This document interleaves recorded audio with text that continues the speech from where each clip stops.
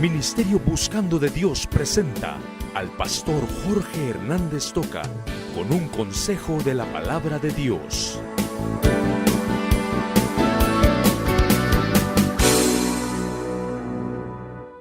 Vamos a hablar del Evangelio de Dios y ese Evangelio que es mi bendición, hermano. Y eso es lo que usted tiene que llevarse esta mañana. El Evangelio es mi bendición. Escuché que unos ladrones colgaban de una cruz, pero yo vi que muchas cruces colgaban de ladrones. Qué tremendo es escuchar y leer, como dice la palabra, que unos ladrones estuvieron colgados allá a la par de Jesús, colgados en unas cruces. Pero qué triste ver que esas cruces, símbolo de vergüenza, símbolo de algo degradante, ahora sean símbolos que andan colgados en los pechos aún de ladrones y asesinos. Hermanos, no basta solamente cargar algo como emblema, como símbolo para decir que se es cristiano. Para ser cristiano no hay que llevar un crucifijo colgado, no hay que llevar un amuleto o llevar la Biblia para decir que tenemos a Cristo. Hermano, usted y yo tenemos que vivir a Jesucristo, tenemos que tenerlo como una experiencia, que ese Cristo vivo se mire en usted, que usted pueda reflejarlo. Eso es ser cristiano. Pero hermano, no puede usted ser cristiano solamente porque cargue algo. Yo por eso estoy en contra, con todo respeto, de las personas que viven cargando colgajos, especialmente si son hombres. Las mujeres, si se ponen sus aretes, sus collares, adórnense, hermanas, arréglense. Ustedes tienen que estar bonitas, especialmente las casadas. Deben estar bonitas para sus esposos, hombre. Se casan y después se descuidan todas. Los esposos andan viendo que afuera hay mujeres lindas y en su casa la mujer siempre desarrapada. Todo respeto lo digo, pero esos son los grandes problemas en el hogar, porque las esposas se han descuidado. Arréglese, hermana. Pero una cosa es andar cargando colgajos aquí como símbolos, ni cruces. Yo le prohibiría rotundamente a un cristiano nuestro cargar un crucifijo, porque el crucifijo es llevar a Cristo colgado en la cruz y Cristo vive. Una cruz, entonces lleve solo una su cruz, pues llévela si quiere, pero no vaya a creer que con eso usted es cristiano, que ese es su gran amuleto, tener una cruz.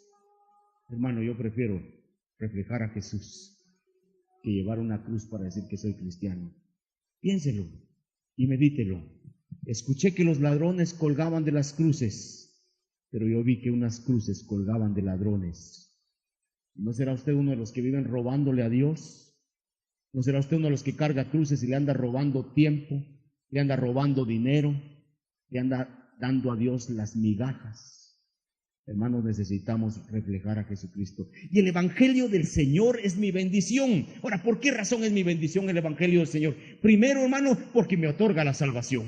Es que el Evangelio de Dios son las buenas nuevas. La Biblia nos está insistiendo, tenemos que dar las buenas nuevas. ¿Qué son buenas nuevas? El buen anuncio, la buena noticia. Y cuando uno lee, porque he estado leyendo esta semana todos los acontecimientos de la crucifixión del Señor Jesús, qué emocionante ver a Pedro. Yo me imagino un viejito gordo ahí que va corriendo, que no aguanta, y que Juan va con él, un joven un poquito más dinámico, y salen corriendo, y Juan llega corriendo hasta la tumba. Y cuando Juan llega corriendo a la tumba, muy vivo, muy lleno de energía, pero miedoso, y se queda solo desde la puerta viendo para adentro así. Pero cuando Pedro ya cansado llega detrás, ese Pedro impulsivo no llega a la puerta, se mete de una vez, y su asombro fue que encontró las vendas con que enrollaron al Señor Jesús, enrolladas igual que como estaba. A Jesús no lo sacaron desenrollado así, quitando toda la venda. Él salió de ahí y el capucho quedó, pero adentro estaba vacío.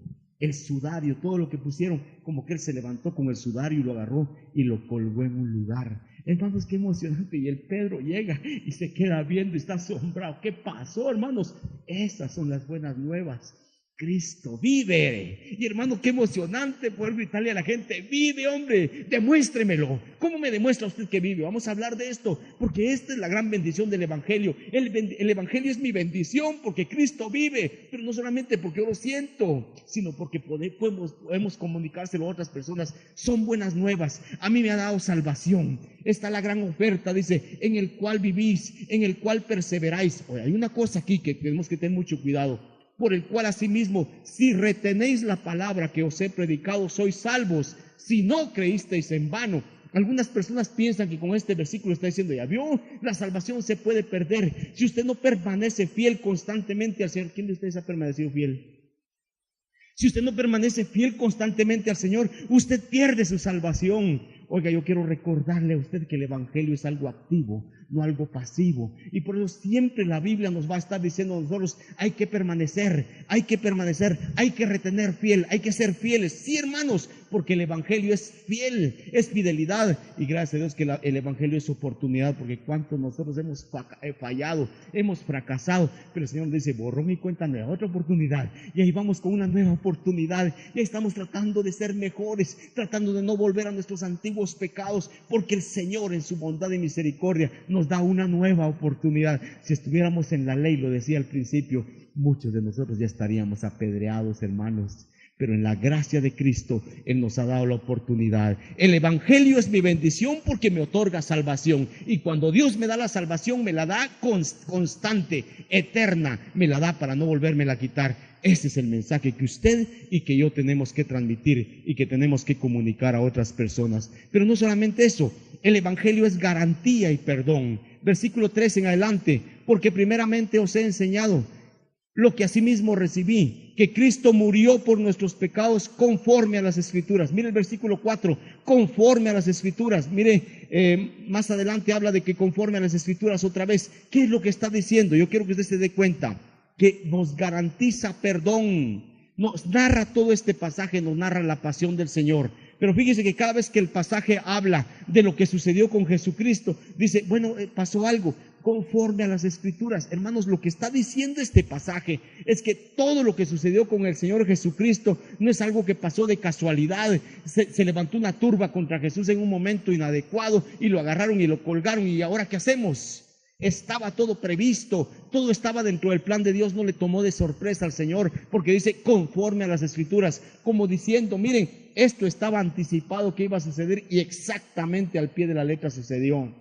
Y cuando aquí dice conforme a las Escrituras, tenemos que estar felices y agradecidos con Dios, porque el cumplimiento de la palabra es exacto, 100%. Pero no solo esto, hermano, sino que nos narra toda su pasión, la pasión del Señor Jesucristo, y nos está diciendo que conforme a las Escrituras sucedió, sino que, hermano, nos está dando todo el propósito. Mire el versículo 3 otra vez, por favor: porque primeramente os he enseñado lo que asimismo recibí, que Cristo murió por nuestros pecados. Ya dice conforme a las Escrituras. Y el versículo 4 dice conforme a las Escrituras, que de acuerdo a las Escrituras. Pero había un propósito, hermanos: morir por nuestros pecados. Y esa fue la muerte de Cristo. Hermanos, el Cordero perfecto, el hombre que no tenía pecado, el hombre que no tenía que haber venido a nacer a esta tierra, o si vino a nacer podía haber estado aquí sin morir e irse cuando él quería. Aquel hombre vino a morir por sus pecados y por los míos. Ese es el Evangelio de Cristo. El Evangelio de Cristo, hermanos, que es mi bendición, me otorga a mí perdón, me da garantía de que el perdón de mis pecados está constante, porque Cristo vino a morir por nuestros pecados, dice. Ahora, ¿está usted seguro que Cristo resucitó, hermano? Es que ese es el problema. Y aquí principiamos a discutir ya con gente que principia a vociferar y a tratar de ridiculizar la resurrección de Cristo. Porque, hermanos, si se logra demostrar que Cristo no resucitó, si se logra humillar la resurrección de Cristo, entonces el diablo va a triunfar, porque mucha gente no va a creer en una de las grandes verdades que tenemos en la Biblia. Pero dice aquí la palabra de Dios que el Señor Jesús apareció. Y fíjese que al hablar de aparecer, yo quisiera que usted viera esa seguridad. El Señor pudo haber resucitado y pudo haberse ido. El Señor pudo haber resucitado y dejar la tumba cerrada. Dice que había una gran roca que entre varios hombres tuvieron que pegarla, que habían soldados romanos que eran impecables para cuidar y para cumplir sus órdenes. El Señor pudo haber salido, así como salió de ese capucho de vendas en donde estaba. Él pudo haber salido y aparecer por allá a sus discípulos, pero la gente no hubiera sabido porque la piedra estaba puesta. Dice que hubo un gran terremoto y la piedra se movió. ¿Para qué se movió la piedra? Para que Jesús saliera. No, Él no necesitaba ya de eso. La piedra se movió para que quedara el comprobante de que Jesús vive, de que Jesús está vivo. No para que Él saliera, porque Él podía salir, porque ya las cosas materiales no tenían ningún acceso a detenerlo a Él. Se apareció a Pedro, dice aquí la palabra, se apareció a los apóstoles. Oiga, dice el versículo 6, se apareció a más de 500 hermanos. Unos ya están durmiendo con el Señor y otros viven. ¿Sabe por qué dice otros viven? Vayan, ustedes no me creen a mí, vayan y pregúntenles en este momento. Hay más de 500 hermanos, hombre, que el Señor les apareció. Vayan y pregúntenles, se van a dar cuenta. Quiere decir que aquí está la seguridad y la garantía. Después se le apareció a Jacobo, dice el versículo 7. Después se les apareció a todos los apóstoles, a todos los discípulos. ¿Quiénes serían? Aquellos 120 que están en Hechos capítulo 2. Y por último, como a un abortivo. ¿Por qué dice abortivo el apóstol Pablo, versículo 8? Como algo fuera de tiempo. Cuando se habla de un aborto, se habla de que el niño nace o se viene antes del tiempo previsto. Pablo, cuando él ya no pensaba que iba a ver al Señor como a un abortivo, Jesús se le apareció. ¡Qué maravilla! Y Pablo dice, miren, si ustedes no creen que a 500 gentes se le apareció, que se le aparecieron a todos los apóstoles, que Pedro lo vio, que las mujeres lo vieron, yo sí les digo, yo vi a Cristo, a mí se me apareció, a mí me dejó ciego su luz y su gloria.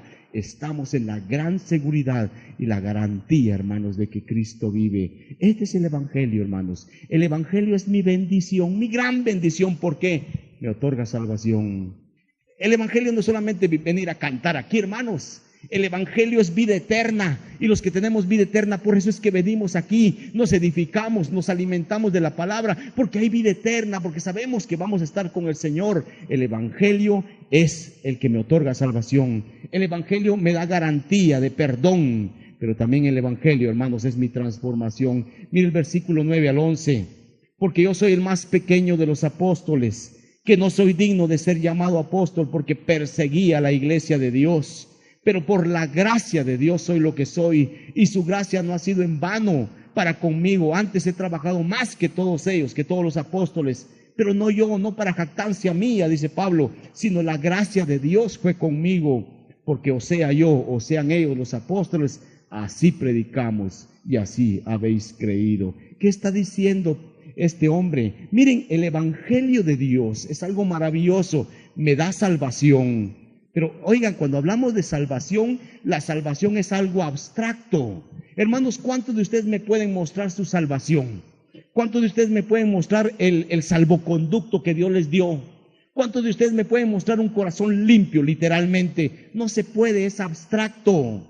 Usted dice que es salvo. El Espíritu Santo que está en nosotros nos garantiza que somos salvos. El estar leyendo la Biblia, el estar en comunicación con Dios, cada día nos da más seguridad y más convicción de que somos salvos. Pero eso es abstracto todavía. La garantía de perdón. ¿Cuántos de ustedes pueden garantizarme, pero mostrándomelo, que tienen perdonados sus pecados? Hermanos, solo la paz que tenemos en el corazón, pero es abstracto. Pero miren, hermanos, el Evangelio es transformación. Y aquel Saulo de Tarso, que iba con convicción. Hermano, Saulo de Tarso no era un cualquier tipo. Saulo de Tarso era un doctor en teología.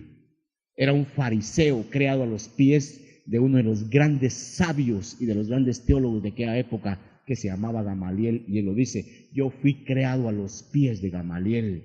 Cuando aquel hombre llegó a ser joven, aquel hombre estaba convencido de su fe. Aquel hombre estaba convencido de que estaba en el judaísmo, o sea, en el Antiguo Testamento, en la ley, y que había que cumplir la ley a como diera lugar. Y Saulo de Tarso, hermanos, cuando mataron a aquel siervo de Dios que se llamaba Esteban, ya Saulo de Tarso se estaba prestando para decirles, a ver, denme sus túnicas, denme sus mantos para que no les haga estorbo, a ver todos sus mantos, y carga los mantos de todos, mientras los demás agarran fuerza y piedras para matar a Esteban. Y Saulo de Tarso dice que él asentía y él estaba de acuerdo. Estuvo bueno que lo mataran. Por eso es que estoy colaborando yo con detener esos mantos. Aquel hombre fue creciendo en su convicción y aquel hombre estuvo dispuesto a ir a perseguir cristianos, ya no solamente dentro del territorio de Jerusalén, sino llegó hasta Siria y hasta otros lugares buscando cristianos, y el que se resistiera, que se muera, porque él está bien parado y bien plantado en su convicción. Pero cuando va en camino a Damasco, ¿se recuerdan ustedes? Saulo de Tarso, con todo y su convicción, se vino al suelo. Y aquel hombre que estaba tan firme en sus convicciones, ahora principia a predicar lo contrario. Ahora principia a predicar la salvación por fe. Principia a predicar que Cristo vive. ¿Qué pasó, hermanos? Para cambiarme a mí debe costar poquito cambiar mis convicciones. Cambiar al teólogo, al doctor en teología, al hombre que estaba convencido que cuando mataba a cristianos le hacía una campaña a Dios. Cambiar el pensamiento de Saulo de Tarso. Se necesitaba algo muy poderoso y Cristo lo transformó. Y cuando Jesús se le presentó, él le dice, ¿a quién perseguís vos? Estás dando patadas contra un pico, te vas a apoyar vos. Aquel se queda ciego 3 días y después de que le caen escamas de los ojos, principia a predicar, yo vi a Cristo, señores, está vivo Jesús, yo estaba equivocado en lo que hacía, señores, ahora estoy dispuesto a proclamar y aún hasta morir por ese Jesús que murió por mí. Hermanos, el evangelio es transformación porque cambia vida. Yo le pregunto a usted, ¿su vida está transformada? ¿Su vida está mostrando cambio, hermano? ¿Está mostrando usted de veras que el Señor está haciendo efecto en áreas de su vida? Yo no estoy diciendo que usted sea perfecto. Todos tenemos una serie de problemas, tenemos una serie de defectos, una serie de cosas. Los que hemos tenido problemas tal vez desde pequeños, ¿cómo nos cuesta superar esas crisis, hermanos? Y llegamos a adultos y estamos reflejando esas crisis aún en nuestros hijos, en nuestra familia, porque qué difícil cambiar muchas cosas. Pero aún así nos damos cuenta que el Señor poco a poco ha ido cambiando muchas áreas de nuestra vida. Hermanos, digámosle al Señor que nos ayude a seguir cambiando. Es que el Señor transforma, y eso sí ya no es abstracto, hermano. Eso ya no es algo que usted lo diga, eso es algo que la gente lo puede ver. Y ese es el gran testimonio del Evangelio, porque usted puede decirle a la gente, Cristo cambia. Y usted puede ser ese testimonio, un testimonio vívido de que Jesús de veras es bendición. Porque cambia las vidas. Hermanos, si Jesús está vivo, tiene poder. Si Jesús está vivo, puede mandar sus ángeles a cuidar a aquella sierva de Dios que nos dio el testimonio hoy. Si Jesús está vivo, el Señor puede bendecirnos en abundancia. Él puede andar con nosotros en camino tenebroso, porque Él está con nosotros. Porque no temeré mal alguno, aunque ande en valle de sombra, y se le cumplió a la señorita, aunque ande en valle de sombra de muerte, no temeré mal alguno, tú estarás conmigo, eso es lo más importante. Oh, qué bendición saber que hay un Cristo que cambia vidas. Pero el Evangelio, hermanos, es mi bendición, porque me otorga salvación, porque es garantía de perdón, porque es mi transformación, y por último, porque yo gozo de resurrección, porque yo voy a gozar de su resurrección. Si usted sigue leyendo los versículos 12 en adelante, ahora Pablo principia a argumentar. Todo el capítulo 15 de 1 Corintios, que es bien largo, habla de resurrección. Cuando usted, acuérdese de esto, cuando usted necesite un capítulo de resurrección, de vida, acuérdese, 1 Corintios 15, acuérdese, 1 Corintios 15, todo el capítulo que es larguísimo, todo habla de resurrección y argumentos perfectos. Ahora miren el argumento del apóstol, pero si se predica de Cristo, que resucitó de los muertos, como dicen entonces algunos entre vosotros que no hay resurrección de muertos, pero qué absurdo. Miren, ustedes están diciendo, había metido ya en la iglesia esa doctrina, esa de resurrección de muertos, son mentiras, hombre, el diablo es astuto, hermanos. Hermanos, alabemos al Señor, el Señor nos ha cambiado, el Señor nos ha bendecido, pero gocemos la vida, hermanos, comamos y bebamos porque mañana nos morimos. Y entonces los hermanos aún llegaban a la cena del Señor, 1 Corintios 11 que leímos hoy, y los hermanos llegaban, aquellos hermanos traían buen vino, aquellos hermanos traían agüita porque no tuvieron para vino, aquellos hermanos traían pollo campero, aquellos sus tortitas con sal, y cada quien comía la cena del Señor porque venían a comer, y estos que traían vino salían bien borrachos por allá y comiendo buen fino, y los pobrecitos que estaban aquí, no, con la chusma no hay que meterse, cristianos. Hermanos, increíble, y Pablo les dice, vamos a comer todos juntos, vamos a comer todos del mismo pan, porque somos iguales delante del Señor, y la cena del Señor no es para emborracharse, la cena del Señor es para recordar con gratitud. Miren cuánto desorden se había metido en la iglesia. Y hermanos, ahora Pablo dice, ¿cómo es posible que ustedes estén diciendo que no hay resurrección? Muerto el perro, se acabó la rabia, diríamos en Guatemala. Hermano, ¿por qué dicen ustedes que hay resurrección? Ustedes dicen que no hay resurrección. No, no hay resurrección. Entonces, ¿de qué hablamos de Jesucristo? Porque si no hay resurrección, Jesucristo está muerto. Miren ese versículo que yo lo utilizo mucho para hacer caer en la trampa a varias personas. Versículo 19. Si en esta vida solamente esperamos en Cristo, somos los más dignos de conmiseración de todos los hombres. Y le he preguntado a mucha gente, explíqueme ese versículo. Ahí dice, hermano, ¿qué dice ahí? Si usted solamente está esperando en Jesús, usted está mal, está pésimamente mal, es digno de la más grande lástima. Entonces usted dice, no, es que yo no espero solo en Jesús, yo espero en Jesús, yo espero en Dios el Padre, yo espero en la Biblia. Mentira. Si usted es verdadero cristiano, usted y yo esperamos solo en Jesús, porque estamos creyendo que Jesús murió por nosotros, que Jesús es el que nos dio el perdón de pecados. Yo solo en Jesús espero. Y ese versículo dice que si yo espero solo en Jesús, soy el más digno de conmiseración, de lástima, miserable, pobrecito. ¿Pero por qué?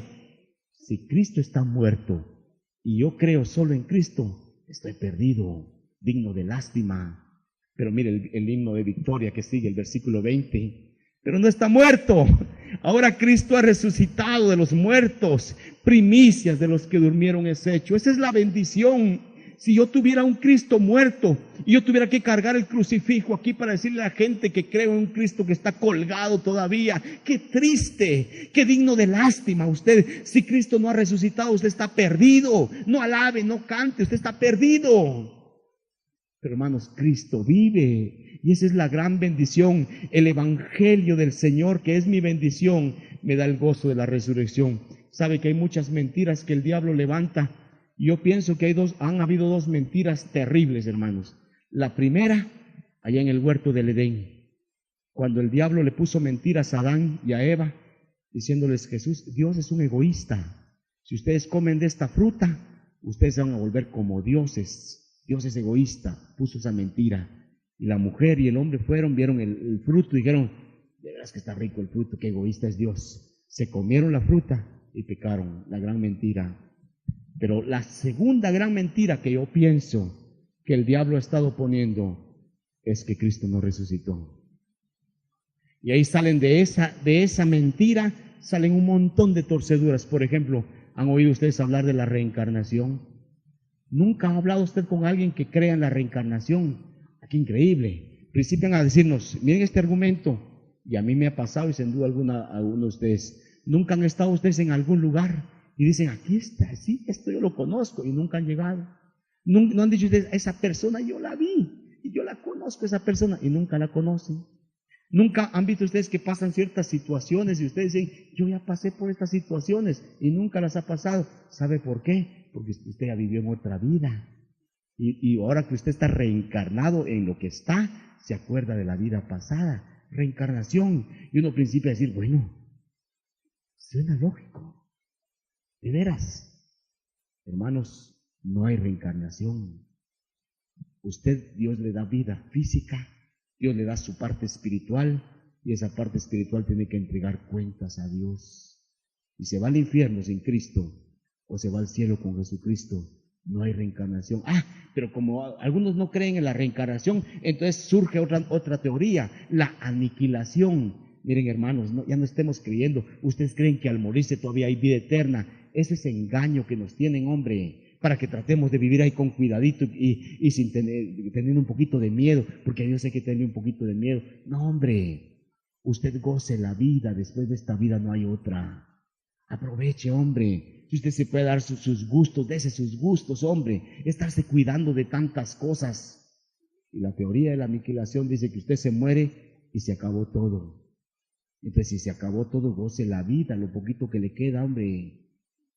Y hermanos, cuando se habla de esas teorías, el diablo está ganando batalla. El diablo está ganando porque el diablo está haciéndonos creer que verás, no hay una vida después de esta. Y la Biblia garantiza, hermanos, a través de la misma resurrección de Jesucristo, que usted y yo, hermano, vamos a resucitar con Él. Ese es el Evangelio. Esa es la bendición del Evangelio. El Evangelio me está dando a mí la bendición de garantizarme que yo voy a gozar de la resurrección. ¿Por qué lo digo? Porque ahora el argumento estaba de que demostrar que Cristo resucitó. Sí resucitó. Dejen de estar pensando ustedes en que no hay resurrección, porque si ustedes dicen que no hay resurrección, ustedes niegan la muerte de Cristo. Es que mire, era absurdo. La iglesia decía, no, Cristo sí resucitó, pero nosotros no resucitamos. Él resucitó, pero nosotros no tenemos resurrección, porque no existe resurrección. Y ahora viene Pablo y dice, sí hay. Mire, si ustedes dicen que Cristo resucitó, tiene que haber resurrección para todos. Si ustedes dicen que Cristo no resucitó, que nosotros no resucitaremos, Cristo no resucitó tampoco. Si una cosa sucede, tiene que suceder la otra, porque más adelante dice el versículo 23, porque cada uno en su debido tiempo. ¿Quién es? Cristo y todo el montón de los que creemos en Él. Cristo las primicias, luego dice después los que son de Cristo en su venida. Hermano, Pablo está garantizando resurrección. Miren, por eso es que es tan clave la resurrección de Cristo. Si Él resucitó, usted es limpio de pecados. Si Él resucitó, usted puede aspirar a ir al cielo. Si Él resucitó, muérase cuando le dé la gana, o muérase cuando Cristo quiera, porque usted tiene garantía de que va a resucitar, hermanos. Porque dice aquí la Biblia que Cristo es las primicias. Los que saben algo de campo deben entender que las primicias se le llama, y la Biblia lo llama también, al primer fruto. Cuando principia el fruto, a veces vamos a ver ahora buscar mangos, ¿verdad? Hay uno madurito, está principiando, algunos ya a madurar. Cuando después viene la cosecha, vienen cientos de mangos del mismo árbol. Unos ya maduraron antes, primicia. Cristo resucitó, fue la primicia. Pero cuando se habla de primicia, de primer fruto, se habla de que detrás viene un fruto abundante.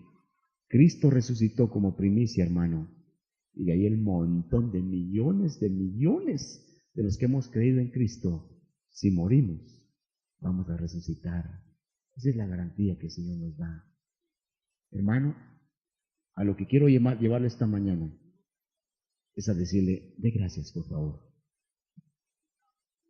Agradezca al Señor, hermano, por favor. Agradezca al Señor, porque mire todo lo que hemos hablado. Usted no ha hecho nada, hermano. Usted lo que ha hecho es pecar. Usted lo que ha hecho es mancharse. Pecar y seguir pecando. Unos hemos pecado más que otros. Unos moralmente están tal vez viviendo una vida recta, pero pecadores de todos modos. Cristo lo vino a hacer todo por nosotros. Vino a morir el justo por los injustos. Dice aquí todavía este pasaje, no lo quise leer ya los versículos. Por un solo hombre entró el pecado. ¿Recuerdan? Adán y Eva comieron de la fruta, desobediencia.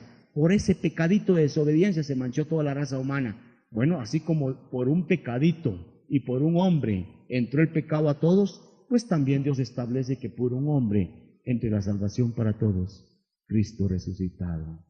Cristo vive, hermanos. Dice amén, ¿verdad? Hermanos, demos gracias a nuestro Dios. Ministerio Buscando de Dios presentó al pastor Jorge Hernández Toca con un consejo de la palabra de Dios.